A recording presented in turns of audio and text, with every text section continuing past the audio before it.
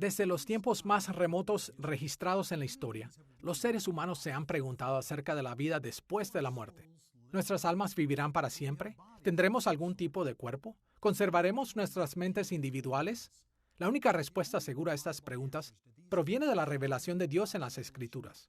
Por supuesto, la Biblia no nos dice todo lo que queremos saber. Algunas veces los cristianos interpretan sus palabras de formas muy diferentes. Pero todos estamos de acuerdo que las Escrituras nos dan una gran esperanza de un futuro glorioso en el reino de nuestro Señor Jesucristo. Esta es la segunda lección de nuestra serie Venga tu reino, la doctrina de la escatología, y la hemos titulado Los vivos y los muertos. En esta lección consideraremos lo que los teólogos comúnmente llaman escatología individual. En una lección anterior, definimos la escatología como el estudio de las últimas cosas o la doctrina de las últimas cosas. También hemos dicho que la escatología cubre el período entero de los últimos días, los cuales comienzan con la vida de Jesús y su ministerio y que será completado cuando Él vuelva. En esta lección nos enfocaremos en una subcategoría de la escatología llamada escatología individual. La escatología individual es el estudio de cómo los seres humanos experimentan los eventos de los últimos días, especialmente con respecto a la vida, muerte, el estado intermedio y el estado final de nuestros cuerpos y almas. Nuestra lección de los vivos y los muertos será dividida en 3 partes. Primero, veremos lo que la Biblia dice acerca del estado presente de la vida humana. Segundo, observaremos el estado intermedio que comienza cuando morimos. Y tercero, consideraremos nuestro estado final en la consumación del escatón. Vayamos primero a nuestro estado presente. Como hemos visto en nuestra lección anterior, la humanidad actualmente vive dentro de los últimos días, también conocido como el escatón. Como resultado, todos sufriremos las dificultades de esta era, como el pecado y la muerte. Pero estos problemas son parcialmente aliviados por las bendiciones de la era venidera, como el perdón y la salvación. En el estado presente de la humanidad, los creyentes o los regenerados experimentan los efectos de ambas eras simultáneamente, mientras que los no creyentes o no regenerados experimentan abrumadoramente las dificultades de esta era. En teología, el término regenerado significa recreado o renacido. Por lo tanto, podemos referirnos a aquellos que son regenerados como espiritualmente vivos. Por lo tanto, el término teológico no regenerado significa no recreado o no renacido. En otras palabras, los no regenerados son muertos espirituales. A la luz de esta distinción, mencionaremos el estado presente de la humanidad en 2 partes. Primero, consideraremos a los no regenerados y segundo, volveremos a aquellos que son regenerados. Empezaremos con el estado presente de los no regenerados. Las Escrituras nos dicen que los seres humanos caídos nacen muertos espiritualmente. Los no regenerados permanecen en este estado de muerte espiritual debido a que no han sido renovados o regenerados por el Espíritu Santo.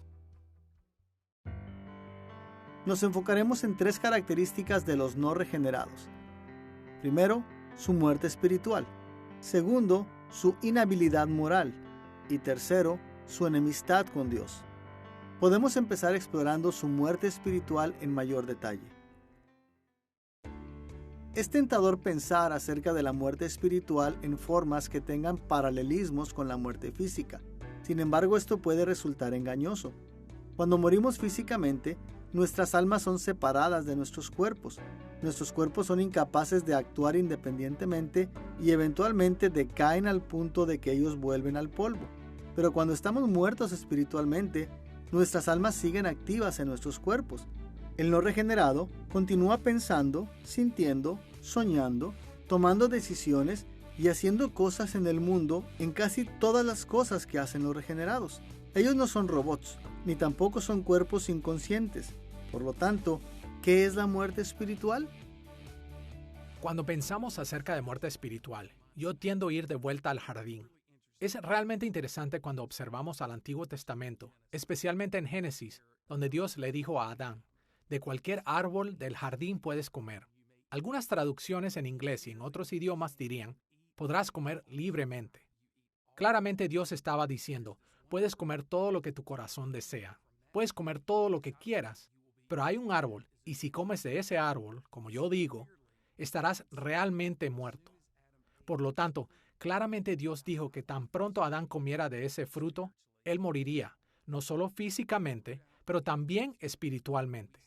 A través de todo el Antiguo Testamento, vemos la horrible paga del pecado. Incluso en el Nuevo Testamento, Pablo habla acerca de la muerte espiritual. Vemos versículos como, la paga del pecado es muerte. Otro versículo que me gusta es, todos pecaron y están destituidos de la gloria de Dios. Es importante entender que el pecado me ha apartado de Dios, que el pecado ha causado todo tipo de problemas. Cuando primeramente entendí que había pecado y que había caído, he pensado, ¿qué puedo hacer? ¿A dónde puedo ir? Y allí es cuando viene el Evangelio. En el comienzo, Dios creó a Adán y a Eva con vida espiritual. Por lo tanto, ¿de dónde viene la muerte espiritual? La respuesta corta es Dios. Cuando Adán y Eva se rebelaron en contra de Dios en el jardín del Edén, Dios maldijo a la humanidad con muerte espiritual. En Génesis capítulo 2, versículo 17, Dios dijo a Adán, «Mas del árbol de la ciencia del bien y del mal no comerás, porque el día que de él comieres, ciertamente morirás». Tal como aprendemos en Génesis capítulo 3, Satanás habló a través de la serpiente y burló a Eva para que comiera del fruto. Y después de que Adán viera que Eva había comido y vivido, él también comió.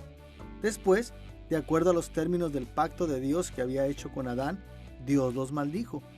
Ellos no murieron ese día, al menos no físicamente. Sin embargo, ellos se hicieron espiritualmente corruptos, y esta corrupción espiritual es la esencia de la muerte espiritual. En Romanos capítulo 7, versículos 14 al 25, Pablo se refiere a esto como nuestra naturaleza pecaminosa. Él describió eso diciendo que el pecado vive dentro de nuestros propios cuerpos e incluso toma control de nuestras mentes. Lo peor es que la muerte espiritual afecta a todos los descendientes naturales de Adán y Eva. Pasajes como Juan capítulo 3 versículos 5 al 7, Romanos capítulo 8 versículo 10 y Colosenses capítulo 2 versículo 13 indican que todos los seres humanos, excepto Jesús, vienen a este mundo espiritualmente muertos. Tal como Pablo lo indicó en Romanos capítulo 5 versículos 12 al 19. Adán fue nuestro representante y por lo tanto todos compartimos su castigo. Una de las doctrinas más difíciles es la que la gente dice que la Biblia enseña de cómo en Adán todos pecaron, tal como lo menciona Pablo en Romanos capítulo 5. Y por lo tanto, el pecado nos lleva al castigo y a la muerte, estando nosotros en Adán. Si Adán pecó, ¿por qué yo soy culpable por eso? ¿Cómo podemos responder a esta cuestión sobre la justicia de Dios en relación a nuestra culpabilidad por la responsabilidad de Adán?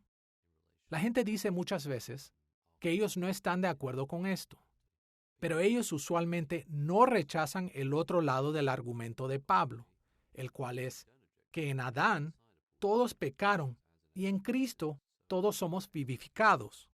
Si nosotros rechazamos esto, ¿por qué no rechazamos lo otro? Lo que Dios está diciendo es que Él trata a la humanidad en dos categorías y solamente dos categorías. Esto es extremadamente de ayuda para todos los tipos de conflictos raciales o conflictos de clases. Desde el punto de vista de Dios, solo hay dos categorías, ya sea que estamos en Adán o que estamos en Cristo. Esto es lo que debemos de aceptar debido a que se enseña en la palabra. Y la razón práctica es que si podemos aceptar de que podemos estar en Cristo y ser vivificados, necesitamos aceptar el otro lado de la moneda que Pablo enseña. Habiendo visto que el estado presente de los no regenerados tiene por característica la muerte espiritual, estamos listos para considerar su inhabilidad moral. El término inhabilidad moral se refiere al hecho de que los seres humanos no regenerados tienen, ninguna capacidad para complacer a Dios o merecer sus bendiciones. Más significativo, ellos no pueden apelar a Él para perdón o para trabajar en su camino para la salvación. Agustín, el obispo de Hipona, que vivió del 354 al 430 después de Cristo, enseñó de forma elocuente que antes del primer pecado de la humanidad, Adán y Eva vivían en el estado de posse non peccare. Esta frase en latín se puede traducir literalmente como poder para no pecar. En este uso teológico, sin embargo, la frase es más comúnmente traducida como la habilidad para no pecar. De acuerdo a Agustín, Adán y Eva tenían el poder para evitar el pecado completamente, pero ellos también tenían la habilidad para pecar. Y cuando ellos pecaron, ellos se movieron del estado de posse non peccare al estado de non posse non peccare, la inhabilidad para no pecar. Ellos y todos sus descendientes perdieron la habilidad moral para evitar pecar. En lugares como Juan capítulo 8 versículos 31 al 44 y Romanos capítulo 6 versículos 6 al 20, tanto Jesús como Pablo comparan la inhabilidad moral al ser esclavos del pecado. Y Pablo enseñó en Efesios capítulo 2 versículos 1 al 5 que los no regenerados viven bajo el control del pecado, siguiendo los caminos pecaminosos del mundo y su liderazgo demoníaco. Y ellos permanecen en este estado de muerte espiritual, incapaces de rescatarse a sí mismos hasta que la misericordia de Dios los salve. Sí, los no regenerados pueden hacer cosas que parezcan buenas por fuera. Ellos aman y proveen para sus hijos. Ellos promueven la justicia. Ellos incluso pueden dar su vida por otros. Pero, desafortunadamente, todos estos actos están corrompidos debido a que los no regenerados no están motivados por su amor a Dios. Jesús mencionó esta cuestión en Lucas capítulo 6 versículos 43 al 45. Él comparó las obras de los no regenerados con el mal fruto producido por árboles malos. Su punto era que los seres humanos actuaban de acuerdo a sus corazones. Por lo tanto, aquellos con corazones malvados, dígase los no regenerados, son moralmente incapaces de hacer obras que Dios considera buenas.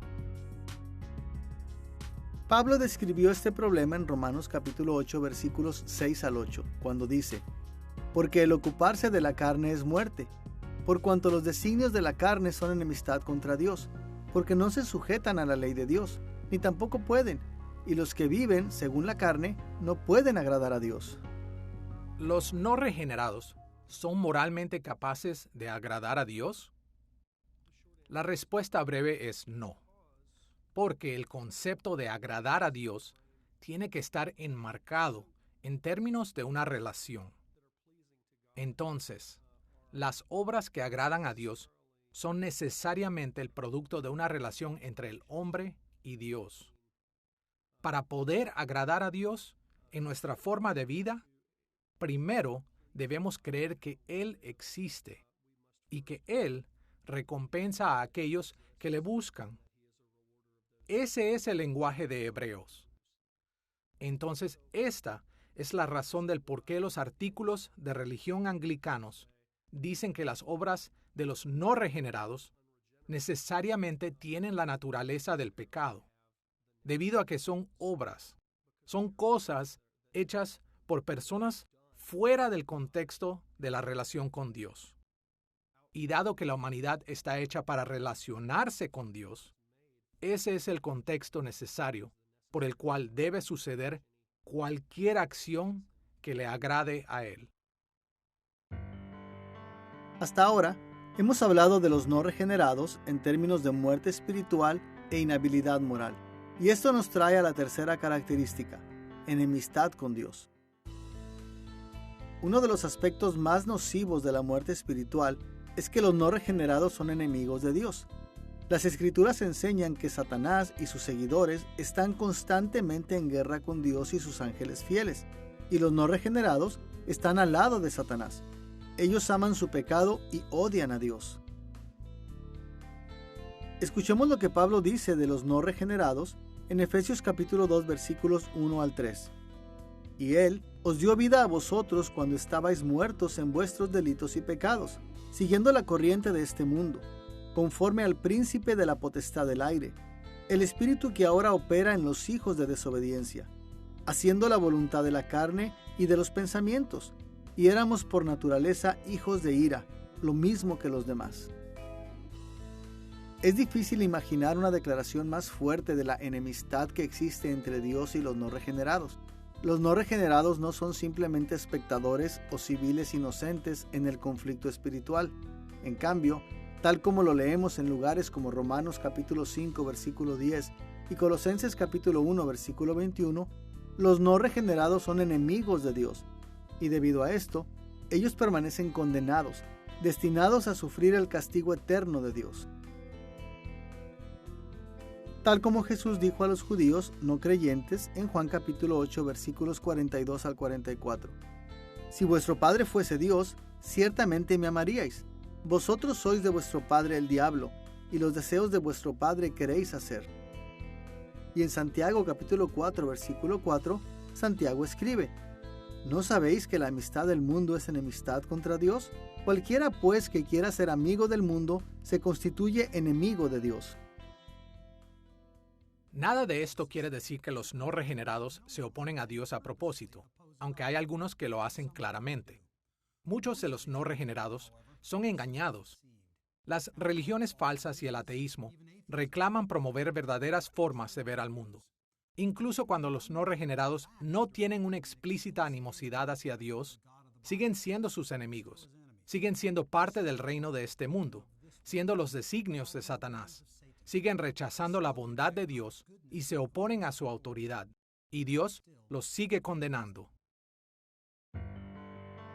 Ahora que hemos considerado el estado presente de la humanidad desde la perspectiva de los no regenerados, ahora pondremos nuestra atención en los regenerados.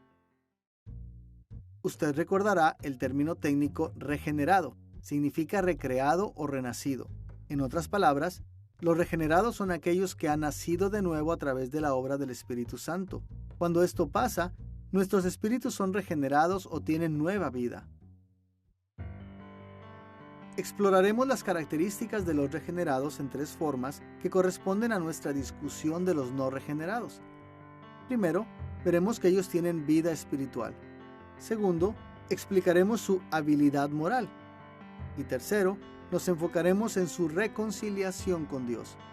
Primero veremos su vida espiritual. La Biblia enseña que todos los seres humanos nacen en un estado de muerte espiritual. Entonces, para que nosotros podamos ser regenerados, tener vida espiritual, nuestras almas tienen que pasar de muerte a vida. Podemos pensar de esto como una forma de resurrección espiritual. Este principio es claramente enseñado en lugares como Juan capítulo 5 versículo 24, Efesios capítulo 2 versículos 4 y 5 y Colosenses capítulo 2 versículo 13. Las Escrituras también describen este proceso en términos de renacimiento. Los seres humanos tienen un primer nacimiento cuando ellos reciben vida física, pero para que nosotros podamos recibir las bendiciones de Dios como la salvación, necesitamos tener un segundo nacimiento, un nacimiento espiritual. La idea de que necesitamos una vida espiritual para poder heredar las bendiciones de Dios no es complicado. Incluso Nicodemo, un fariseo y maestro de Israel, batalló para entender esto. Entonces, en Juan capítulo 3, versículos 3 al 6, Jesús explicó esto de esta forma a Nicodemo. El que no naciere de nuevo no puede ver el reino de Dios. El que no naciere de agua y del Espíritu no puede entrar en el reino de Dios. Lo que es nacido de la carne, carne es, y lo que es nacido del Espíritu, Espíritu es. Aquí, Jesús enseñó que solamente podemos tener vida espiritual si el Espíritu Santo da nacimiento a nuestro espíritu. Y Pablo dijo algo similar en Tito capítulo 3 versículo 5, cuando él escribió: Dios nos salvó por el lavamiento de la regeneración y por la renovación en el Espíritu Santo. En algunas traducciones, la palabra renacimiento aquí es traducida como regeneración. Otro punto importante para enfatizar acerca de nuestra vida espiritual es que es para siempre, o, como lo traducen algunas traducciones, eterna. Cuando el Espíritu Santo nos regenera, nuestras almas pasan de muerte a vida, y esa es una vida que nunca acaba. Incluso cuando nuestros cuerpos mueren, nuestras almas viven para siempre.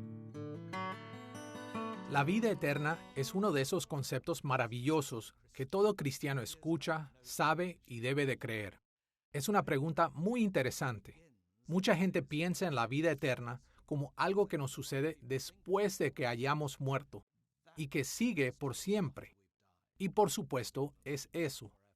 Pero las Escrituras dicen que tenemos vida eterna cuando venimos a la fe en Cristo, que comienza desde ese punto, cuando nacemos de nuevo, cuando Dios nos regenera. De ahí en adelante pertenecemos a Dios, vivimos para Dios, glorificamos a Dios y Él es nuestro protector, quien nos cuida. A partir de este momento, nadie nos arrebatará de la mano del Padre. Entonces, la vida eterna no se trata solo de cuánto dura o acerca de la perfección, sino que es de la calidad de vida, la vida bajo el Señor, la vida vivida para el Señor y con el Señor, tanto ahora como eventualmente en los cielos nuevos y tierra nueva. Muchas veces pensamos en la vida eterna como algo que obtenemos después de morir. Y hay un sentido importante en el cual nuestra vida eterna no comienza en toda su plenitud hasta que nuestros cuerpos son resucitados. Pero las Escrituras siguen hablando de la vida eterna como una bendición que el regenerado sigue gozando en nuestro estado presente. Juan capítulo 10, versículo 28, Primera de Timoteo capítulo 6, versículo 12 y Primera de Juan capítulo 5, versículos 11 al 13, todos estos versículos enseñan que los regenerados ya poseen vida eterna. Con la vida espiritual de los regenerados en mente, consideraremos su habilidad moral restaurada. No es sorprendente que el término habilidad moral se refiere a la capacidad de agradar a Dios y merecer sus bendiciones. Hablaremos más acerca de esto en un momento, particularmente con respecto al mérito. Hasta este punto, solamente diremos que nuestra habilidad moral no nos habilita a nosotros a ganar nuestra salvación. Cosas como el perdón, justicia y vida eterna son dones gratuitos de Dios, basados solamente en el mérito de Cristo. Pero nuestra habilidad moral restaurada nos capacita para obedecer la voluntad de Dios y seguir las bendiciones de su reino. Ustedes recordarán que, de acuerdo a Agustín, cuando la humanidad cayó en pecado, esta fue movida del estado de posse non peccare, o la habilidad para no pecar, al estado de non posse non peccare, la inhabilidad para no pecar. Pero Agustín también enseñó que cuando el Espíritu Santo regenera nuestras almas, dándonos vida espiritual, Él revitaliza nuestra habilidad moral. Él nos mueve a un estado de posse non peccare. En otras palabras, el regenerado vuelve a obtener la habilidad para evitar pecar y así agradar a Dios. Escuchemos lo que Pablo dijo en Efesios capítulo 2 versículos 4 y 5. Dios, que es rico en misericordia, nos dio vida juntamente con Cristo. Por gracia sois salvos. Y en el versículo 10, él menciona, porque somos hechura suya, creados en Cristo Jesús para buenas obras, las cuales Dios preparó de antemano para que anduviésemos en ellas. El hecho de que Dios preparó buenas obras para los regenerados prueba que hemos recuperado nuestra habilidad moral. Incluso, la regeneración y la salvación son el resultado de la gracia. Nuestras buenas obras no nos salvan. Ahora, cuando el Espíritu Santo nos regenera, nosotros necesitamos entender que Él no remueve completamente la corrupción del pecado y su influencia de nuestras vidas. Como Pablo explicó en Romanos capítulo 7 versículos 14 al 25, el pecado que vive en nosotros sigue batallando con el Espíritu Santo que mora en nosotros. Las Escrituras describen esta lucha en términos de guerra en pasajes como Romanos capítulo 7 versículo 23, Gálatas capítulo 5 versículo 17 y Primera de Pedro capítulo 2 versículo 11. Pero la buena nueva es que el Espíritu habita y obra en nosotros. Incluso si nosotros continuamos tropezando debido a la influencia del pecado, también hacemos buenas obras debido a la influencia del Espíritu. Tal como Pablo lo pone en Filipenses capítulo 2 versículo 13. Porque Dios es el que en vosotros produce así el querer como el hacer por su buena voluntad. Entonces, si Dios toma el crédito de las buenas obras que hacemos, ¿dónde queda el mérito en todo esto? Los teólogos tienen diversos puntos de vista en esta cuestión. Por una parte, todos los teólogos evangélicos están de acuerdo en que Dios puede clamar el crédito de las buenas obras que hacemos. Esto es muy obvio a partir de los pasajes que hemos leído. Pero por otra parte, algunos teólogos evangélicos dicen que aquellos que son regenerados pueden clamar algo de mérito también. Ellos tienen como punto el hecho de que Dios recompensa nuestras buenas obras con tesoros y coronas celestiales. Por citar unos ejemplos, en Mateo capítulo 5 versículo 12, Jesús dijo que aquellos que soportan persecución serán recompensados. En Mateo capítulo 16 versículo 27, Él dijo que en el juicio final cada persona será recompensada de acuerdo a sus hechos. Y en 1 Corintios capítulo 3 versículo 8, Pablo dijo que las recompensas eternas serán distribuidas de acuerdo a nuestras obras. Algunos sostienen un par de justificaciones, que somos justificados debido a lo que Cristo hizo por nosotros, llevando nuestra culpa en su cuerpo a la cruz. Pero al final, cuando Dios pregunte, ¿por qué debería dejarte entrar aquí?, ¿estaremos justificados en parte por la obra de Cristo y en otra parte por cómo hemos vivido? Esta idea es preocupante, porque significa que la justificación recibida en primera instancia no es segura, no es certera. Por otra parte, tenemos que reconocer e interpretar la noción de recompensa, porque es usada bastante en la Biblia. Aclaremos aquí. Si hacemos cosas buenas que al final son consumadas con gloria y nos recompensan, la pregunta es, ¿son estas la base de nuestra aceptación o no? Me parece que las recompensas cristianas en el cielo nuevo y la tierra nueva están ligadas a la consumación eterna de la relación que ya en sí misma es fruto de la gracia.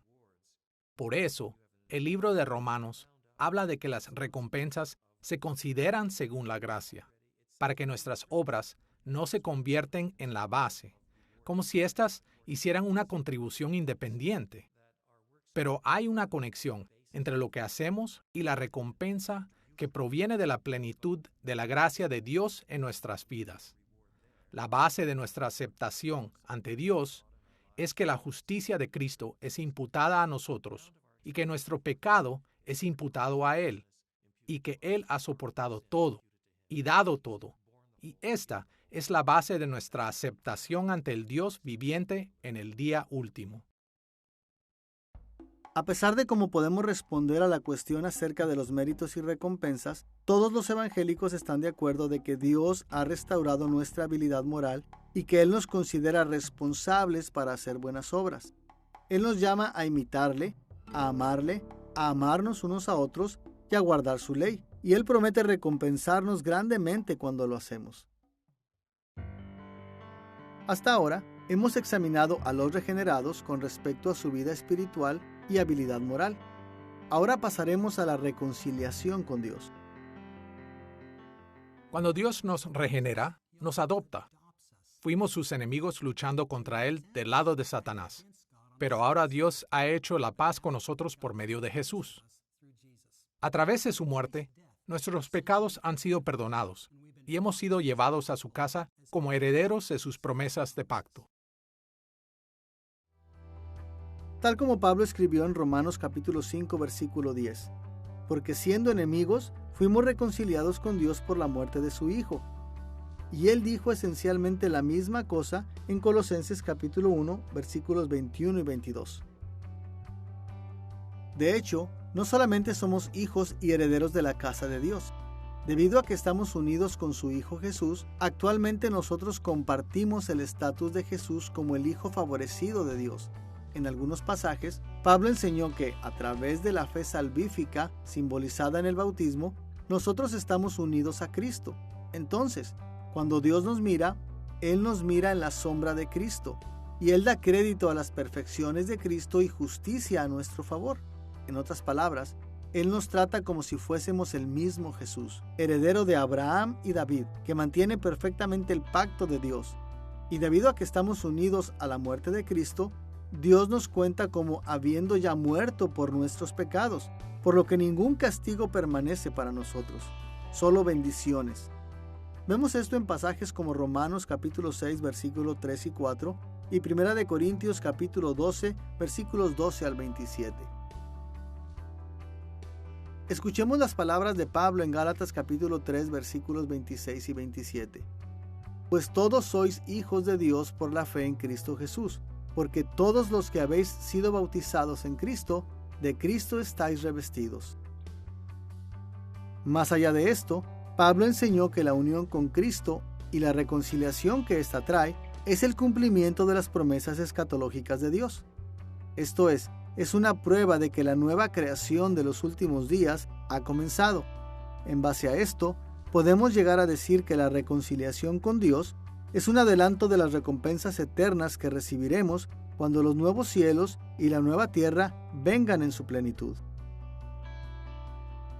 En 2 de Corintios capítulo 5, versículo 17, Pablo escribió: de modo que si alguno está en Cristo, nueva criatura es.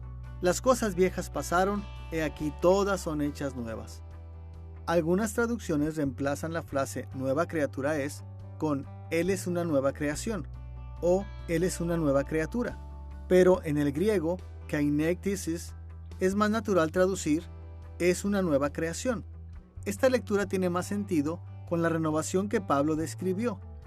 Entonces, nuestra unión con Cristo prueba que el siglo venidero ha llegado. Escuchemos lo que Pablo continúa diciendo en los versículos 19 al 21, que Dios estaba en Cristo reconciliando consigo al mundo, no tomándoles en cuenta a los hombres sus pecados. Os rogamos, en nombre de Cristo, reconciliaos con Dios. Al que no conoció pecado, por nosotros lo hizo pecado, para que nosotros fuésemos hechos justicia de Dios en él. Cristo tomó nuestro lugar en la cruz y fue contado como pecado para poder salvarnos. Y es debido a que Él hizo esto que su justicia ahora se nos toma en cuenta. Esto es lo que logró nuestra reconciliación. Dios nos ve no solo como inocentes debido a que hemos sido perdonados en Cristo, pero también como perfectamente obedientes, tan obedientes como Cristo mismo. Hasta ahora, en nuestra lección Los vivos y los muertos, hemos visto lo que la Biblia dice acerca del estado presente de la vida humana. Ahora mencionaremos un segundo gran tópico, el estado intermedio. El estado intermedio es un término utilizado por los teólogos para describir el tiempo entre la muerte de las personas y la resurrección. Por lo tanto, hay un estado intermedio para los creyentes, para los no creyentes, para el cielo en su estado actual y para el infierno en su estado actual, lo que a veces se llama el cielo presente y el infierno presente. El infierno eterno será el lago de fuego. El cielo eterno estará en la tierra nueva. Entonces, el estado intermedio no es la mitad del camino entre el cielo y el infierno. Es el cielo o el infierno como lo son ahora antes de la resurrección. Entonces, todos pasan al estado intermedio cuando mueren. El estado intermedio termina para todos con la resurrección de los justos y la resurrección de los injustos. El estado intermedio comienza cuando morimos y termina cuando Cristo vuelve. Es llamado intermedio debido a que se sitúa entre nuestro estado presente de vida corporal en la tierra de hoy y nuestro estado futuro y final de vida en los cielos nuevos y la tierra nueva. Es un estado algo inusual, a diferencia de otros estados, ya que en el estado intermedio nuestras almas son separadas de nuestros cuerpos. Nuestra discusión del estado intermedio se dividirá en tres partes. Primero, mencionaremos la muerte física. Segundo, consideraremos el destino de las almas no regeneradas. Y tercero, examinaremos el destino de las almas regeneradas. Comenzaremos con la cuestión de la muerte física. La muerte física es una experiencia humana universal, pero también es algo horriblemente contranatural. ¿Por qué? Porque nuestros cuerpos no fueron creados para morir. Ellos fueron designados para durar por siempre. Esa es una de las razones del por qué la muerte es trágica y traumática. Rompe nuestra existencia, destruye la creación terrenal que teníamos designada para habitar, rompe nuestras relaciones, nos separa de nuestras familias y amados. y para aquellos que son dejados atrás, lastima fuertemente. No es de extrañar que las Escrituras llaman a la muerte física nuestro enemigo. Muchos científicos enseñan que la muerte física es la cesación de la actividad celular. Cuando las células en nuestro cuerpo dejan de trabajar, estamos muertos. Y este punto de vista es verdadero, así como lo es. Pero los aspectos teológicos de la muerte física son más significativos. Al igual que la muerte espiritual, la muerte física es parte de la maldición que Dios puso a la humanidad a causa del pecado de Adán en el jardín del Edén. Ustedes recordarán que en Génesis capítulo 2 versículo 17, Dios dijo a Adán: «Mas del árbol de la ciencia del bien y del mal no comerás, porque el día que de él comieres, ciertamente morirás». Cuando Adán comió del fruto prohibido, él cayó bajo la maldición de Dios. Dios, en su gracia, atrasó la muerte física de Adán, esto para que Adán no muriera inmediatamente, pero él no levantó la maldición por completo. Y el cuerpo de Adán eventualmente murió. Y tal como el pecado de Adán propagó la muerte espiritual a toda la raza humana, también propagó la muerte física a nosotros. Pablo habló de forma extensa acerca de este problema en Romanos capítulo 5. Escuchemos estos ejemplos de Romanos capítulo 5 versículos 12 al 17. El pecado entró en el mundo por un hombre, y por el pecado la muerte. Así la muerte pasó a todos los hombres. Por la transgresión de aquel uno murieron los muchos. Por la transgresión de uno solo reinó la muerte. Cuando morimos, nuestras almas son separadas de nuestros cuerpos, y nuestros cuerpos empiezan a decaer y volver al polvo. Tal como leemos en Génesis capítulo 2 versículo 7, Dios creó a Adán del polvo de la tierra. Y cuando Dios maldijo a Adán en Génesis capítulo 3 versículo 19, Él dijo explícitamente que Adán había sido creado del polvo y por lo tanto volvería al polvo. Él había sido hecho del polvo y volvería a ser polvo de nuevo. Ahora, los cristianos muchas veces son tentados a pensar que debido a que nuestros cuerpos no van con nosotros al cielo cuando morimos, ellos realmente no son tan importantes. Pero las Escrituras demuestran que nuestros cuerpos siguen siendo parte de nosotros, incluso después de que morimos. Los ejemplos más obvios de esto son las resurrecciones. Considera al hijo de la viuda que Elías levantó de la muerte en Primera de Reyes capítulo 17, versículos 20 al 22, o al amigo de Jesús, Lázaro, a quien el Señor levantó de la muerte en Juan capítulo 11, versículos 43 y 44. Antes de que fuesen resucitados, sus cuerpos fueron tratados y referidos como si todavía tuvieran vida. No hay sugerencia de que sus cuerpos fueran meramente caparazones compartidos por sus espíritus. Y todos vieron sus resurrecciones como bendiciones, porque partes significativas de esta gente, sus cuerpos, habían vuelto a la vida. ¿Qué es lo que pasa cuando morimos? Si tú crees que hay un estado intermedio, donde estamos presentes con Dios sin nuestros cuerpos cuando morimos, podría ser fácil pensar que nuestros cuerpos ya no son parte de nuestro ser, debido a que estamos en un lugar con Dios sin nuestro cuerpo, el cual está en la tumba. Pero la razón por la cual podemos equivocarnos en pensar acerca de esto es que Dios nos creó como personas completas. Esta separación es un resultado trágico que pasa con la caída, tal como John Cooper lo pone. Y el hecho es, hay una separación que acontece. Mientras lo bueno es que aparte de la muerte, las personas siguen experimentando la presencia de Dios. Fuimos hechos para ser encarnados, y debido a esto, y debido a que Cristo resucitó con un cuerpo, vemos que esto nos dice que a pesar de que hay una separación trágica, ese sigue siendo nuestro cuerpo en la tumba, el cual sigue siendo parte de nosotros, y en el día final, nuestro cuerpo será levantado. Cuando nuestros cuerpos mueren, dejamos de ser completos. Para aquellos que son salvos, eso significa que ya no podemos hacer las cosas que Dios creó para que nosotros hiciéramos, tales como llenar y sojuzgar la tierra. Sí, el cielo será maravilloso para nuestras almas, pero la muerte física sigue siendo una tremenda pérdida que debería movernos a una esperanza de restauración en el futuro. Y para los no salvos, es una gran catástrofe. Los lleva a ellos de lo mal a lo peor, y les da un anticipo de un sufrimiento más grande en el futuro. Ahora que hemos descrito la muerte física como el comienzo del estado intermedio, estamos listos para considerar las experiencias de las almas no regeneradas. Como hemos visto, cuando nuestras almas mueren, ellas no dejan de existir. Incluso ellas no dejan de tener conciencia. La misma cosa pasa cuando nuestras almas son separadas de nuestros cuerpos por la muerte física. Nuestras almas continúan existiendo, pensando, incluso sintiendo, después de que nuestros cuerpos mueren. Leamos en Eclesiastés capítulo 12, versículo 7. Y el polvo vuelve a la tierra como era, y el espíritu vuelve a Dios que lo dio. Para el no regenerado, el hecho de que las almas continúan existiendo debería de causar un gran temor, debido a que cuando su espíritu retorna a Dios quien lo dio, no es solo para disfrutar sus bendiciones, sino para comenzar sufriendo el justo castigo del infierno. Como Jesús enseñó en Lucas capítulo 12, versículos 4 y 5, no temáis a los que matan el cuerpo y después nada más pueden hacer. Temed a aquel que después de haber quitado la vida, tiene poder de echar en el infierno. Creo que las personas deben de creer en el infierno por dos razones. La primera razón es que Jesucristo habló muchas veces acerca del infierno.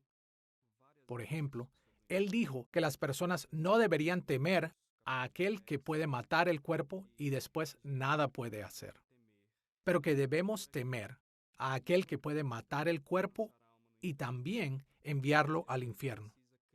Añadido a esto, la iglesia necesita creer, confiar en esto y predicar acerca del infierno, hablando firmemente, pero en amor, para que los hombres puedan entender su condición delante de Dios, para que no sean condenados eternamente. Las Escrituras utilizan muchas diferentes palabras que los teólogos y traductores incluyen en el término genérico infierno. Por ejemplo, la palabra hebrea Sheol o Seol en español es usada de diversas maneras a través del Antiguo Testamento, incluyendo en el Salmo capítulo 9, versículo 17, como referencia al hogar de las almas no regeneradas. El Antiguo Testamento también utiliza Abadón o Abadón en español, que significa destrucción, en lugares como Job capítulo 26, versículo 6 y Proverbios capítulo 15, versículo 11. Y Bor o pozo en español, que se refiere a lugares de castigo, como en Isaías capítulo 14, versículos 15 al 19. El Nuevo Testamento también tiene una variedad de términos para el lugar en que las almas están durante el estado intermedio. Por ejemplo, la palabra griega Hades o Hades en español es usada de diferentes formas, incluyendo un lugar de castigo en Lucas capítulo 10, versículo 15. Abusos o abismo generalmente se refiere a la prisión para demonios, como en Lucas capítulo 8, versículo 31 y Apocalipsis capítulo 9, versículos 1 al 11. Pero en Romanos capítulo 10, versículo 7, Pablo también lo utiliza como un lugar para las almas humanas, incluyendo el alma justa de Jesús. La palabra Gehenna o Gena, sin embargo, identifica universalmente un lugar de castigo fuerte, tormento y destrucción. Es mencionado en muchos pasajes, incluyendo Mateo capítulo 5, versículo 22 y Marcos capítulo 9, versículo 43. Gehenna es descrito muchas veces como un sufrimiento corporal que se asocia con el estado final, en vez de que con el estado intermedio. Pero en Santiago capítulo 3, versículo 6, indica que la Gehenna ya está en uso, sugiriendo que es donde las almas no regeneradas van durante el estado intermedio. La imagen más clara que tenemos de cómo las almas no regeneradas experimentan el estado intermedio proviene de Lucas capítulo 16, versículos 19 al 31. En este pasaje, Jesús describió a un hombre rico que murió e inmediatamente fue atormentado en el Hades. Escuchemos la descripción del Hades que se menciona en Lucas capítulo 16, versículos 23 al 25. Y en el Hades alzó sus ojos, estando en tormentos, y vio de lejos a Abraham y a Lázaro en su seno. Entonces él, dando voces, dijo: Padre Abraham, ten misericordia de mí, y envía a Lázaro para que moje la punta de su dedo en agua y refresque mi lengua, porque estoy atormentado en esta llama. Pero Abraham le dijo: Hijo, acuérdate que recibiste tus bienes en tu vida, y Lázaro también males, pero ahora éste es consolado aquí y tú atormentado. La Biblia no menciona claramente si la narrativa del Hades que menciona Jesús es una narrativa histórica o una parábola, pero la distinción no es muy relevante para nuestra investigación del estado intermedio. Después de todo, la advertencia que esta narrativa ofrece no tendría sentido si el tormento que describe no fuera real. Las personas se hacen la pregunta, ¿qué es lo que les pasa a las personas que no creen en Cristo cuando mueren? Y la respuesta se obtiene en diferentes lugares en el Nuevo Testamento. Pero uno de los más detallados está en Lucas capítulo 16, donde Jesús narra una parábola. Pero es una parábola que representa realísticamente lo que pasa después de la muerte, tanto para los creyentes como para los que no lo son. El no creyente, que es el hombre rico, es el que va al tormento. Eso es lo que pasa cuando él muere. Él ya está siendo castigado debido a que se rebeló en contra de Dios y de que, apartado de Cristo, sus pecados no fueron pagados. Y también, él es descrito sufriendo, pero eso es un estado anterior al juicio final cuando Cristo vuelva. Habiendo explorado el estado intermedio con respecto a la muerte física y a las almas no regeneradas, ahora prestaremos nuestra atención a las almas regeneradas. Obviamente, las almas regeneradas continúan existiendo al igual que las almas no regeneradas, pero experimentan cosas diferentes. Las almas no regeneradas sufren un anticipo de su juicio final. Las almas regeneradas disfrutan un anticipo de las bendiciones. Mencionaremos 3 experiencias de las almas regeneradas que tienen durante el estado intermedio, empezando con el hecho de que ellos están en la presencia del Señor en el cielo. En diversos lugares, los personajes y escritores bíblicos expresaron sus creencias en que cuando los regenerados mueren, sus almas pasan inmediatamente a la presencia del Señor en el cielo. Por ejemplo, en Lucas capítulo 23, versículo 43, Jesús le dijo al ladrón penitente en la cruz que desde hoy él estaría con él en el paraíso. Apocalipsis capítulo 6, versículo 9, habla de que las almas de los mártires están cerca del altar en el tabernáculo celestial de Dios. Y Pablo apunta a la muerte física como el tiempo en que su alma se iría para estar con Jesús. Escuchemos lo que Pablo escribió en 2 Corintios capítulo 5, versículo 8. Confiamos y más quisiéramos estar ausentes del cuerpo y presentes al Señor. Y él dijo en Filipenses capítulo 1, versículo 23, teniendo deseo de partir y estar con Cristo, lo cual es muchísimo mejor. ¿Qué es lo que pasa con los creyentes cuando mueren? Bueno, vemos a Jesús la noche antes de morir. Él está rodeado por su grupo de discípulos. Ellos están en lamento. Estas son unas de las últimas palabras y les dice a ellos acerca del futuro. La primera cosa que les dice es, voy a prepararles un lugar, y si me voy y se lo preparo, vendré para llevármelos conmigo. Así ustedes estarán donde yo esté. Entonces, cuando el creyente muere, Jesús le dice, iré al creyente y le diré, ven, vamos, es tiempo de ir. Yo lo guiaré a la casa del Padre. Es una cosa increíble. Él es el guía, pero no solo es el guía, Él es el destino. Voy a prepararles un lugar, y si voy a preparar un lugar, volveré y los llevaré para que estén conmigo, para que estén donde puedo estar. Él no solo nos guía para que estemos allí, Él es el destino. Pero ¿cómo sabremos el camino?, dice Tomás. Jesús dice, yo soy el camino, la verdad y la vida. Entonces, Él es el guía, Él es el destino, Él es el camino. Entonces, ¿qué pasa con nosotros cuando morimos? El enfoque está completamente en Jesús. Él te guiará allí, Él te conducirá por el camino, Él será el destino, y Él te prepara un lugar al morir por nosotros. Él es el que nos permite llegar allí al morir en la cruz, para que nuestro pecado, siendo pagado allí, podamos nosotros encontrar nuestro camino al cielo a través de la cruz. Cuando los regenerados mueren, sus cuerpos descansan en la tumba, pero sus almas pasan inmediatamente a la presencia del Señor en el cielo, donde permanecen hasta la resurrección final. Necesitamos mencionar que la expresión en la tumba incluye a todos los que han muerto, sin importar si sus cuerpos permanecen en tumbas físicas. También debemos hacer una pausa para mencionar que algunos cristianos a través de la historia han enseñado un punto de vista llamado alma durmiente. Esta es la idea de que Dios no toma nuestras almas al cielo inmediatamente después de la muerte. En cambio, nuestras almas permanecen con nuestros cuerpos sin conciencia hasta que Jesús vuelve. Los que apoyan este punto de vista toman como base a pasajes como Daniel capítulo 12 versículo 2 y 1 de Corintios capítulo 15 versículo 51, que se refiere a los muertos como si estuvieran dormidos. Pero este punto de vista es inconsistente con las Escrituras.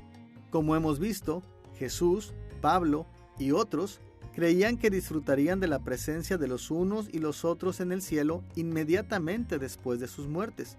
Y la Biblia enseña que los mártires están allí completamente conscientes. Para ponerlo bien, cuando la Biblia habla de las almas durmientes, esto es mejor si se entiende como un eufemismo, una forma metafórica suave de hablar acerca de la muerte.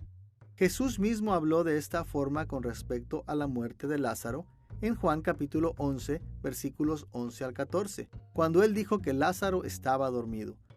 Muchos cristianos hoy día usan eufemismos similares cuando dicen que los muertos se han ido, se han marchado o se han ido con el Señor.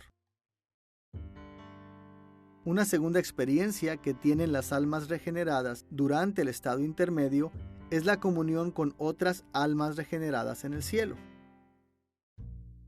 Apocalipsis capítulo 6 versículos 9 y 10 indica que los mártires en el cielo se conocen y tienen comunión los unos con los otros, y ellos hablan juntos con una sola voz clamando a Dios para que traiga el juicio final. Y en los evangelios, cuando Jesús fue transfigurado delante de Pedro, Santiago y Juan, él apareció con Moisés y Elías, quienes hablaron con él y entre ellos mismos. Leemos de esto en Mateo capítulo 17 versículo 3, Marcos capítulo 9 versículo 4 y especialmente Lucas capítulo 9 versículos 30 y 31. En la narrativa de Jesús acerca de Lázaro y el hombre rico, el alma del pobre Lázaro es consolada por Abraham. Sin embargo, en Lucas capítulo 16 versículo 26, Abraham dice que hay una gran cima que separa las almas de los regenerados y los no regenerados. Esto sugiere que Abraham y Lázaro no están solos en su lado de la cima, pero están en comunión con todas las otras almas regeneradas. Y en Hebreos capítulo 12, versículos 22 y 23, habla de la asamblea celestial de los espíritus de los justos hechos perfectos. En el contexto de Hebreos capítulo 11, versículo 40, esta asamblea incluye cada persona regenerada que ha experimentado muerte física. La tercera experiencia de las almas regeneradas durante el estado intermedio mencionará que ellas llegan a alcanzar una santidad perfecta. Cuando hablamos de la santidad humana, en este contexto, tenemos en mente tanto la pureza moral como la aceptabilidad en la presencia de Dios. Cuando nuestras almas son separadas de nuestros cuerpos por la muerte física, el pecado pierde su control sobre nosotros, y nosotros evitamos todo pecado a partir de ese punto. Recordemos la enseñanza de Agustín de que cuando la humanidad cayó en pecado, nos movimos del estado de posse non peccare, o la habilidad para no pecar, al estado de non posse non peccare, o la inhabilidad para no pecar. También recordemos que, de acuerdo a Agustín, cuando el Espíritu Santo regenera nuestras almas, Él nos mueve de nuevo a un estado de posse non peccare, restaurando nuestra habilidad moral. Agustín también enseñó que en el estado final llegaremos a la condición de non posse peccare, que en latín es la inhabilidad para pecar. Pero, ¿qué hay del estado intermedio? ¿Cuándo perdemos la habilidad para pecar? Las Escrituras sugieren que actualmente perdemos la habilidad para pecar cuando entramos en el estado intermedio. Esto es lo que Hebreos capítulo 12 versículo 23 tiene en mente cuando se refiere a los espíritus de los justos hechos perfectos. Las almas regeneradas se hacen perfectas en el estado intermedio debido a que ya no están corruptas por el pecado y a que han sido recibidas delante de la presencia de Dios. tal como lo pone la respuesta a la pregunta 37 del Catecismo Menor de Westminster. Las almas de los creyentes son hechas después de la muerte, perfectas en santidad y pasan inmediatamente a la gloria. Para apoyar esta idea, el Catecismo cita 2 Corintios capítulo 5 versículos 1, 6 y 8, Filipenses capítulo 1 versículo 23 y Lucas capítulo 23 versículo 43. Cada uno de estos pasajes indican que tan pronto como el regenerado muere, ellos pasan inmediatamente al cielo. Pero, ¿por qué la muerte física es el evento que nos libera a nosotros de la corrupción e influencia del pecado? El teólogo inglés John Owen, quien vivió durante los años 1616 a 1683, nos ofrece una respuesta a esta pregunta. Él argumentó que mientras el pecado habita en nuestros corazones, usa nuestros cuerpos para luchar contra nuestras almas. Como Owen escribió en el capítulo 6 de la naturaleza, poder, engaño y prevalencia del pecado que mora en los creyentes, Pedro nos muestra que los deseos pecaminosos se oponen y luchan contra lo que se llama el alma y la ley de la gracia. Santiago menciona que lucha con lo que se llama los miembros o la corrupción que está en nuestros cuerpos mortales. Aquí, Owen se refiere a 1 de Pedro capítulo 2 versículo 11 y Santiago capítulo 4 versículo 1, y concluye que nuestros cuerpos físicos son las armas que el pecado usa para empujarnos hacia el pecado. El apóstol Pablo argumentó de forma similar en Romanos capítulo 6 versículo 12, donde escribió: No reine pues el pecado en vuestro cuerpo mortal, de modo que lo obedezcáis en sus concupiscencias. Y en Romanos capítulo 7 versículos 22 y 23, él añadió: Porque según el hombre interior, me deleito en la ley de Dios, pero veo otra ley en mis miembros, que se rebela contra la ley de mi mente, y que me lleva cautivo a la ley del pecado que está en mis miembros. Cuando el regenerado muere, el pecado que mora en él ya no puede usar el cuerpo para empujarlo a pecar. Como Owen escribió en La mortificación del pecado en los creyentes, capítulo 2, el pecado que mora siempre permanecerá mientras estemos en este mundo. Tenemos un cuerpo de muerte, de donde no somos liberados sino solo por la muerte de nuestros cuerpos.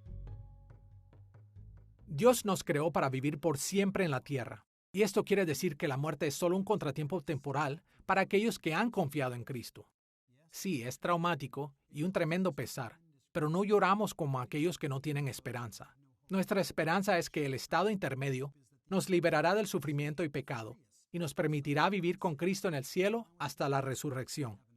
Entonces, podemos enfrentar la muerte sin miedo, confiando en que Dios terminará nuestro sufrimiento y nos mostrará las bendiciones indescriptibles del cielo.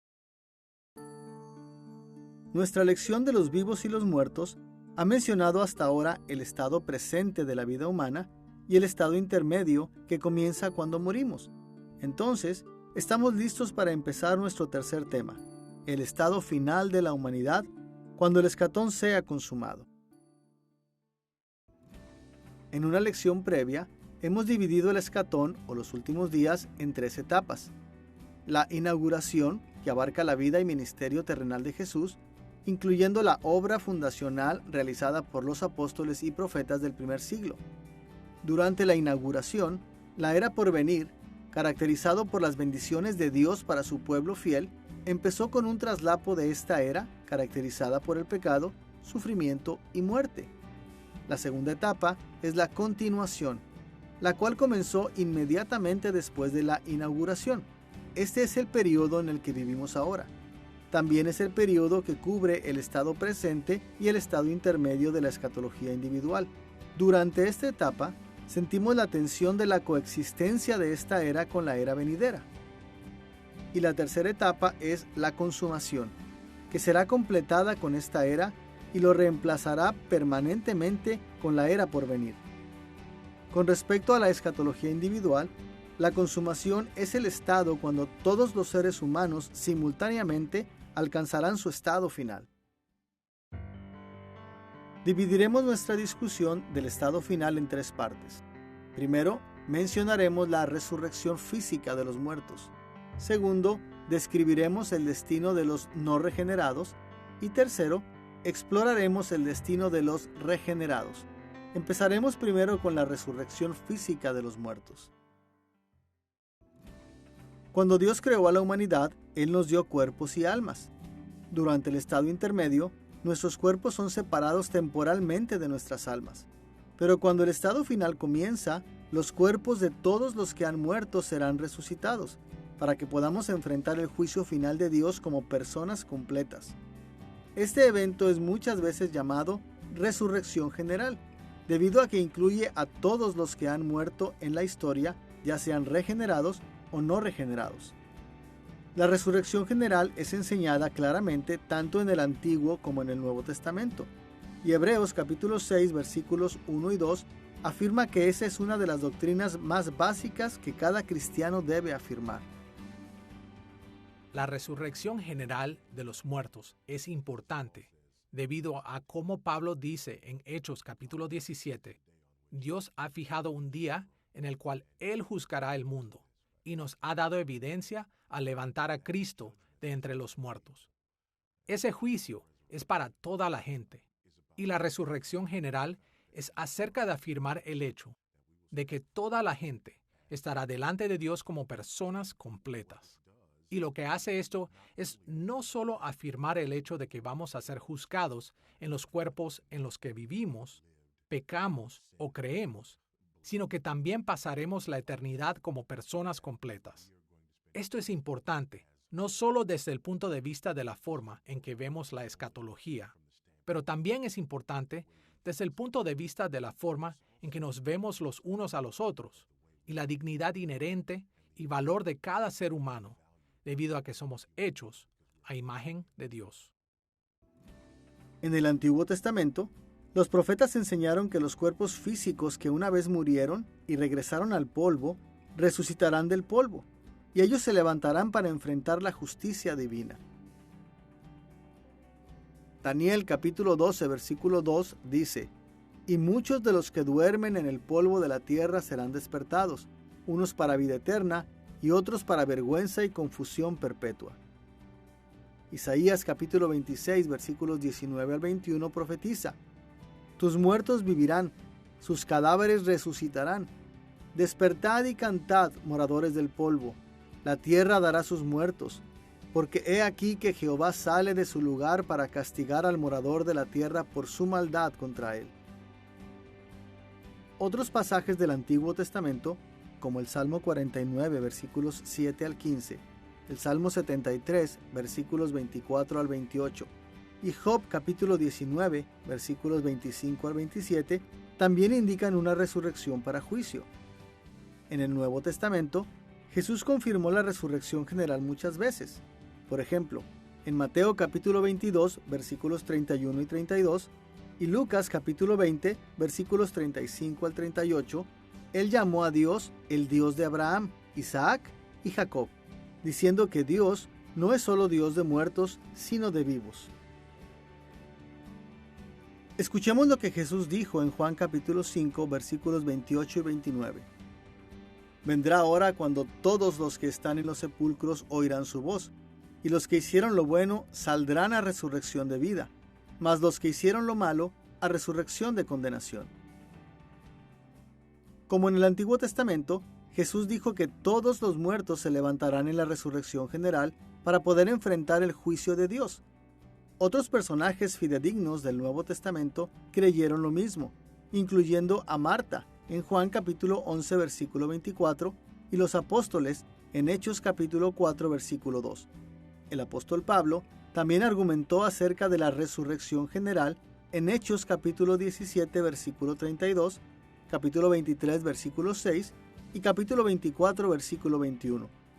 Al igual que en sus propios escritos en 1 Corintios capítulo 15 versículos 12 al 42.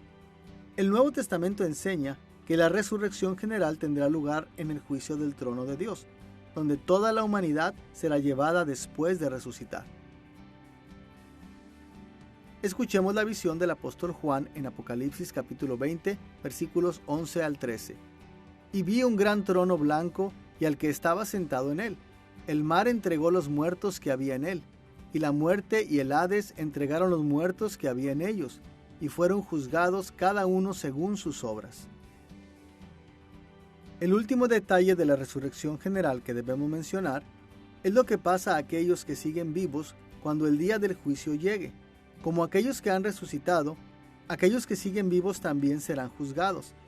Primera de Corintios capítulo 15 versículos 51 y 52 menciona este hecho con una referencia específica a los regenerados, pero aplica igualmente a todas las personas en todo lugar. Pablo escribió en 2 de Corintios capítulo 5 versículos 9 y 10. Por tanto, procuramos también, o ausentes o presentes, serles agradables, porque es necesario que todos nosotros comparezcamos ante el tribunal de Cristo, para que cada uno reciba según lo que haya hecho mientras estaba en el cuerpo, sea bueno o sea malo.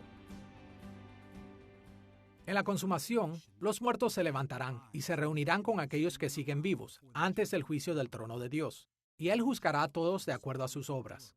Aquellos que no hayan sido fieles a Él serán condenados por sus pecados y recibirán el castigo eterno. Pero aquellos que hayan sido fieles, aquellos que han sido regenerados por el Espíritu Santo y justificados en Cristo, recibirán una recompensa eterna.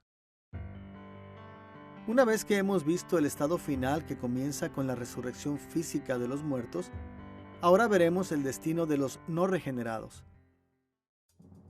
Como hemos visto, todos los seres humanos caídos merecen el castigo debido al pecado de Adán. Pero más allá de esto, somos culpables de nuestros propios pecados. Como resultado, Dios es justificado en condenarnos a todos nosotros. Pero debido a su gran misericordia, Él ha salvado a algunos. Lamentablemente, pero de forma justa, aquellos que no son salvos sufrirán el castigo apropiado por sus pecados. Jesús mismo dijo en Mateo capítulo 16, versículo 27, «Porque el Hijo del Hombre vendrá en la gloria de su Padre con sus ángeles, y entonces pagará a cada uno conforme a sus obras». La palabra traducida como pagar proviene de la palabra griega apodidomi. Algunas traducciones traducen esta palabra como recompensa, pero Jesús menciona claramente que la recompensa aquí se refiere tanto a los castigos como a las bendiciones conforme a las obras que cada persona ha hecho.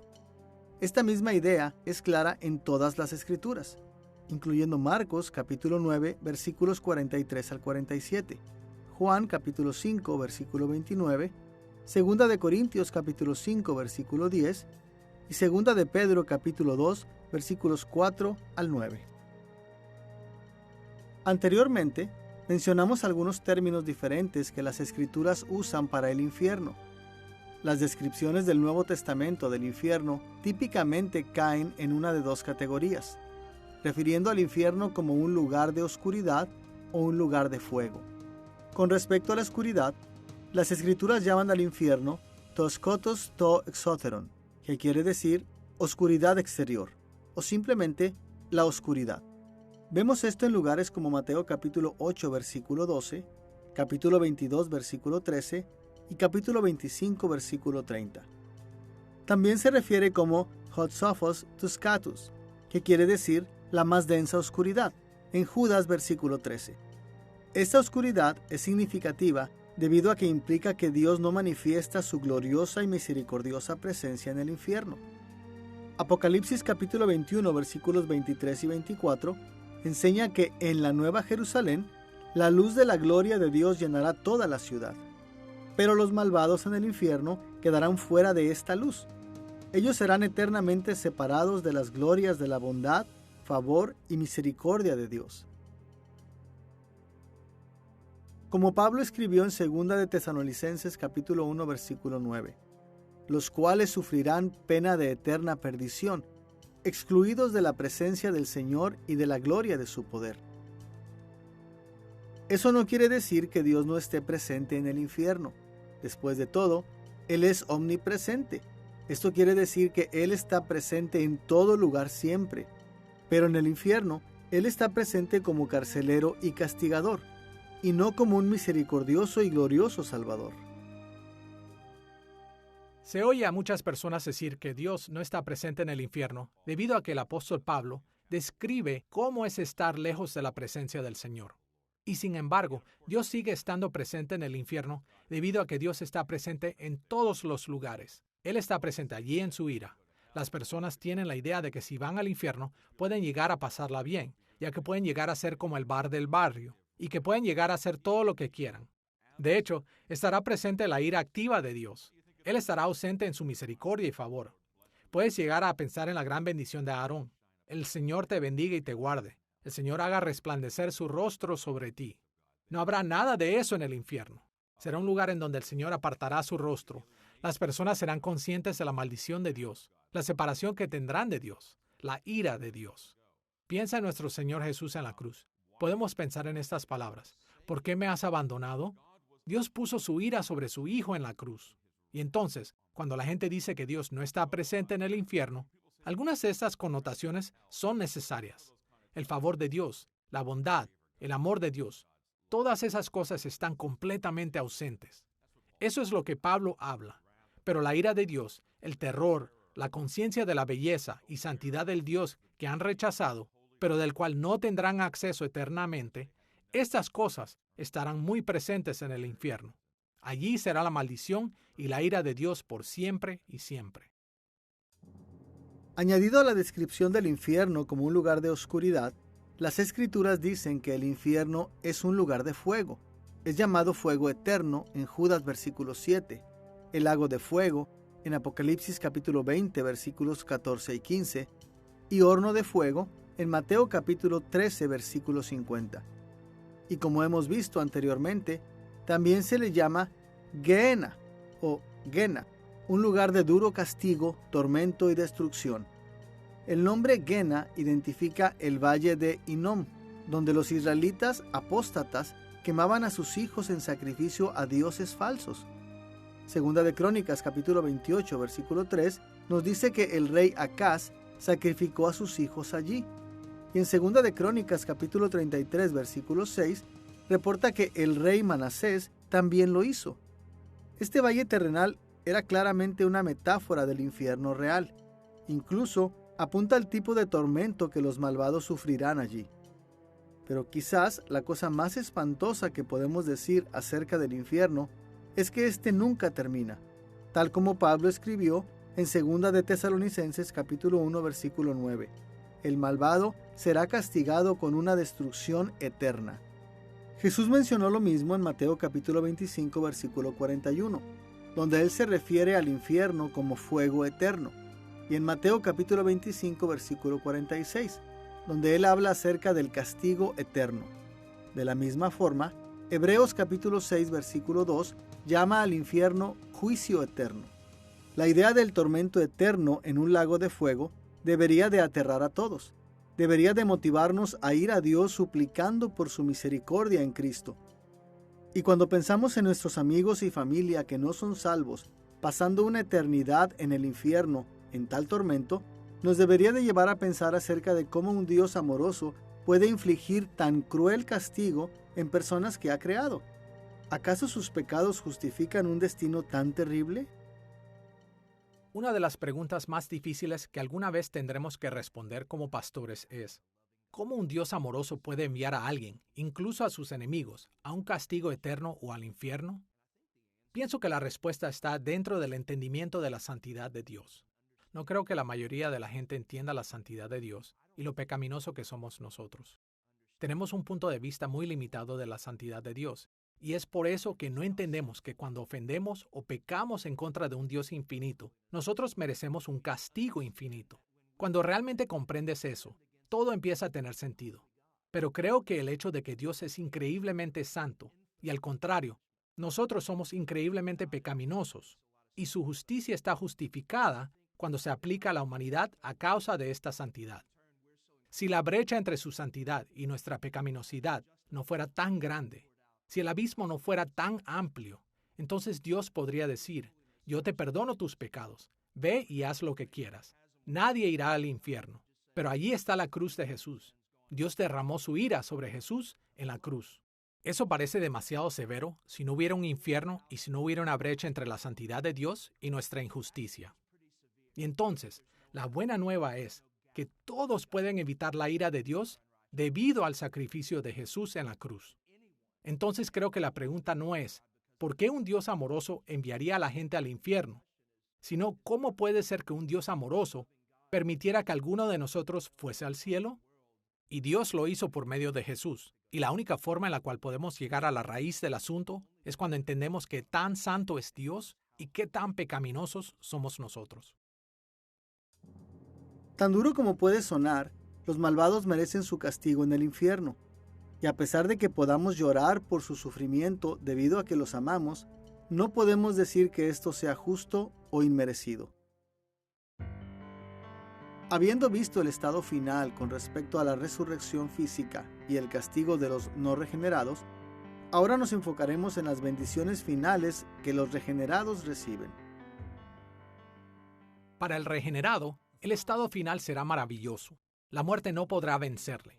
Después que nuestros cuerpos sean resucitados de entre los muertos, el Señor traerá sus juicios finales. Y para nosotros, esos juicios solo traerán bendiciones. En Cristo somos hechos perfectos. No sabemos exactamente cómo será eso, pero los detalles que las Escrituras nos dan son más que suficientes para convencernos que nuestro estado final sobrepasará nuestros sueños más grandes. Consideraremos 3 aspectos del estado final que los regenerados disfrutarán, empezando con el hecho de que tendremos cuerpos perfectos. Ya hemos visto que nuestros cuerpos serán resucitados para el juicio final, pero nos anima a comprender lo que nuestros cuerpos llegarán a ser. En el estado intermedio, nuestras almas regeneradas son perfectas en santidad, pero nuestros cuerpos se deterioran en la tumba. Entonces, en este sentido, nuestra salvación no estará completa durante el estado intermedio, pero será completada en el estado final debido a que, como Pablo dijo en Romanos capítulo 8 versículo 23, eso es cuando nuestros cuerpos son redimidos. Nuestras almas son regeneradas en el estado presente y serán libres de la corrupción en el estado intermedio, pero nuestros cuerpos tienen que esperar para el estado final para su renovación y perfección. Los teólogos muchas veces se refieren a esto como nuestra glorificación, debido a que finalmente seremos capaces de reflejar la gloria de Dios en la forma que Él ha querido desde el comienzo. Pero, ¿cómo serán nuestros cuerpos glorificados? En 1 Corintios capítulo 15 versículos 52 al 54, Pablo los describe como incorruptibles e inmortales. Esto quiere decir que ya no tendremos enfermedades, dolores o muerte. Escuchemos lo que Pablo escribió en Filipenses capítulo 3 versículo 21. Jesucristo transformará el cuerpo de la humillación nuestra para que sea semejante al cuerpo de la gloria suya.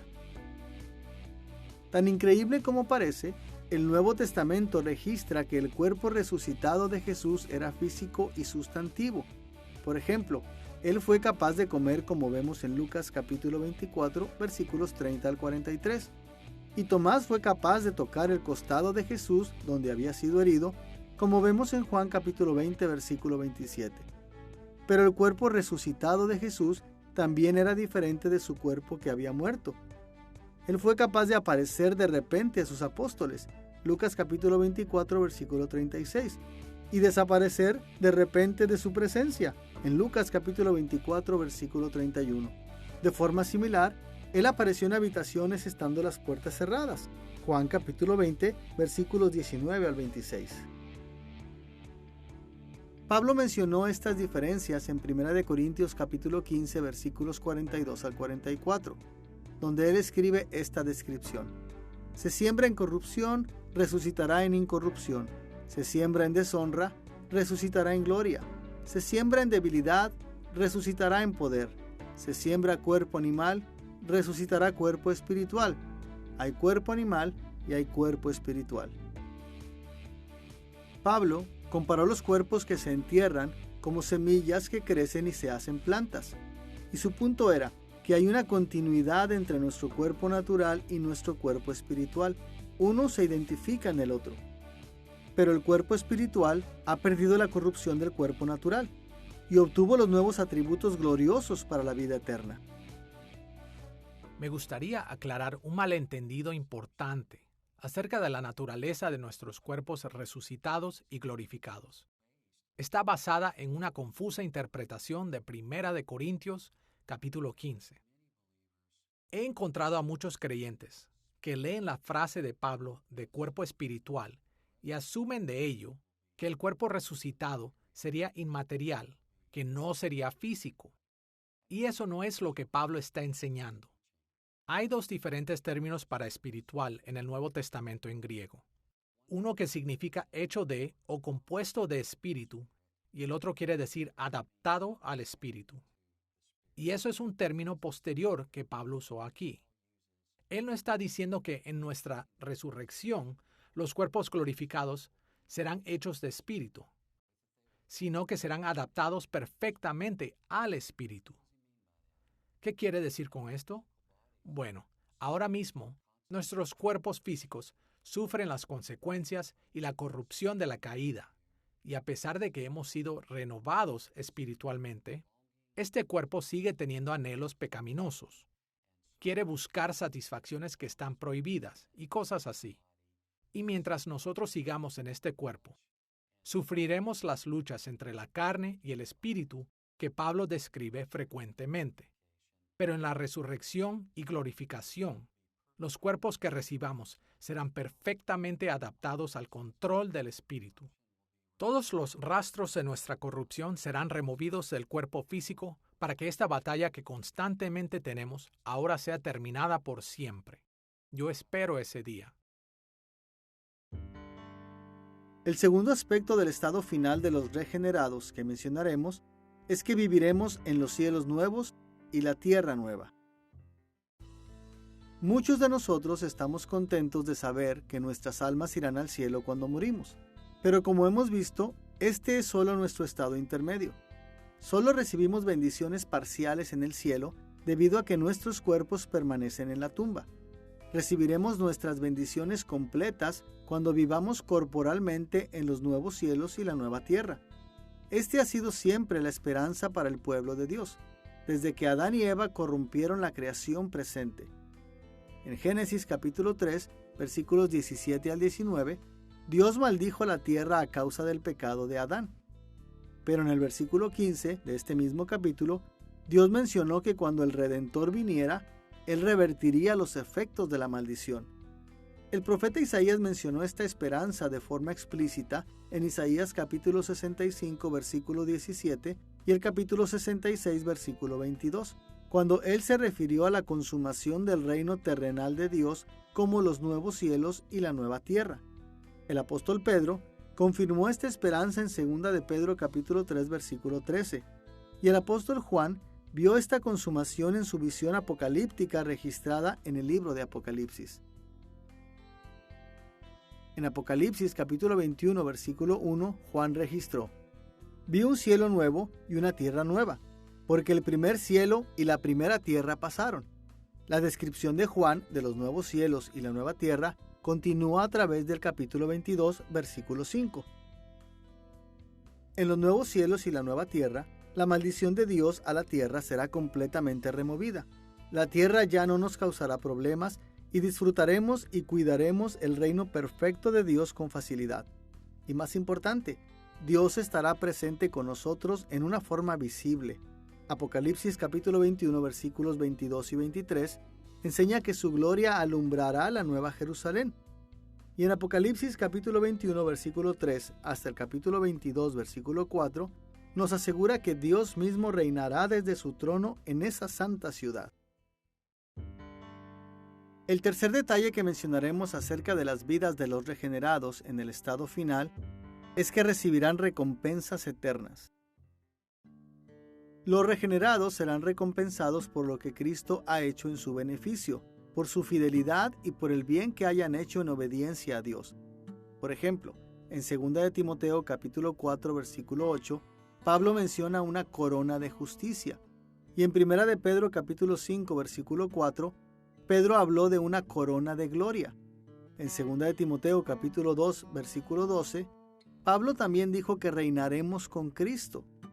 Hebreos capítulo 4, versículos 1 al 11, dice que entraremos en el descanso final de Dios. Y en muchos lugares, Jesús habló de hacer tesoros en el cielo incluyendo Mateo capítulo 6 versículo 20, Marcos capítulo 10 versículo 21 y Lucas capítulo 12 versículo 33. Honestamente, no sabemos cómo serán las recompensas y tesoros, pero sabemos el carácter misericordioso de nuestro Dios amoroso y podemos confiar que cualquier cosa que haya planeado para nosotros nos llevará al gran gozo de Él para siempre. En esta lección hemos explorado los varios estados de los vivos y los muertos en la escatología individual. Hemos considerado el estado presente de los no regenerados y regenerados. Hemos descrito el estado intermedio en términos de la universalidad de la muerte física y las experiencias subsecuentes de los regenerados y no regenerados. Y hemos observado el estado final de la humanidad, comenzando con la resurrección física y continuando con el destino final de los no regenerados y regenerados. Estudiar la escatología individual es importante debido a que nos recuerda que nuestras vidas en este mundo caído tienen consecuencias eternas. Para aquellos de nosotros que hemos recibido salvación, tenemos la garantía de ser bendecidos más allá de toda medida en el estado intermedio, e incluso más allá en el estado final. Pero aquellos que rechazan a Cristo no tienen esperanza en el mundo próximo. Más allá de saborear nuestra buena fortuna, aquellos hechos deberían inspirarnos a predicar el Evangelio, para que muchos puedan compartir el gozo eterno y comunión en los nuevos cielos y nueva tierra.